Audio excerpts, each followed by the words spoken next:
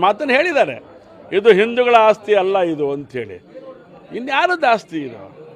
ಚಾಮುಂಡೇಶ್ವರಿ ಹಿಂದೂಗಳ ಆರಾಧ್ಯ ದೇವತೆ.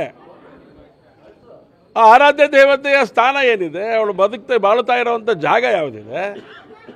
ಎಲ್ಲಿ ಕೂತ್ಕೊಂಡು ಆಶೀರ್ವಾದವನ್ನು ಮಾಡ್ತಾ ಇದ್ದಾಳೆ, ಈ ಜಗತ್ತಿಗೆ ಒಳ್ಳೇದಾಗಬೇಕು ಅಂತ ಹೇಳ್ತಾ ಇದ್ದಾಳೆ.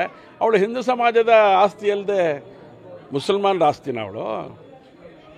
ಕ್ರಿಶ್ಚಿಯನ್ರ ಆಸ್ತಿನ ಅವಳು? ಚಾಮುಂಡೇಶ್ವರಿ ಅವಳು.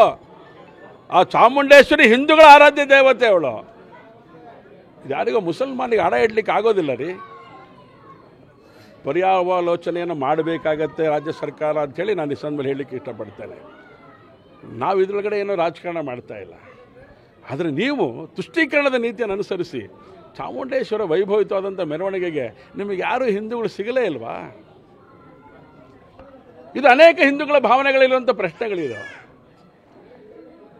ವೈಭವಿತವಾದಂಥ ಚಾಮುಂಡೇಶ್ವರಿಯ ದಸರಾ ನಡಿಬೇಕು, ವಿಶ್ವವಿಖ್ಯಾತಿ ದಸರಾ ನಡಿಬೇಕು.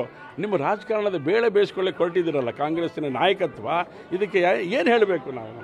ಇದನ್ನು ಸಹಿಸೋದಿಲ್ಲ ಹಿಂದೂ ಸಮಾಜ ಅಂತ ಮಾತು ಈ ಸಂದರ್ಭದಲ್ಲಿ ಹೇಳ್ತೇನೆ. ಎಚ್ಚರಿಕೆಯ ಗಂಟೆಯಾಗಿ ತಗೊಳ್ಬೇಕಾಗತ್ತೆ ತಾವು. ಹಿಂದೂ ಸಮಾಜ ಅನೇಕ ಸಂಗತಿಗಳು ಸಹಿಸ್ಕೊಳ್ಳುತ್ತೆ. ನಾವು ಸಹಿಷ್ಣುಗಳೇನೆ. ಆದರೆ ಒಂದು ಹಂತ ಮೀರಿದ್ರೆ ನೀವು ಏನು ಬೇಕಾದರೂ ಮಾಡಿದ್ರು ಜಯಿಸ್ಕೋಬೋದು ಅಂತ ಯೋಚನೆ ಮಾಡ್ತಾ ಇದ್ದೀರಿ. ನೀವು ಅನುಭವಿಸ್ಬೇಕಾಗತ್ತೆ. ಚಾಮುಂಡೇಶ್ವರಿ ತಾಯಿಗೆ, ಚಾಮುಂಡೇಶ್ವರಿ ಬಗ್ಗೆ ನಂಬಿಕೆ ಇರುವಂಥ ವ್ಯಕ್ತಿಗಳ ಮೂಲಕ ಉದ್ಘಾಟನೆ ಮಾಡಿಸುವಂಥದ್ದು ಈ ರಾಜ್ಯಕ್ಕೆ ಸಿಗುವಂಥ ಗೌರವ, ಈ ದೇಶದ ಹಿಂದೂಗಳಿಗೆ ಸಿಗುವಂಥ ಗೌರವ.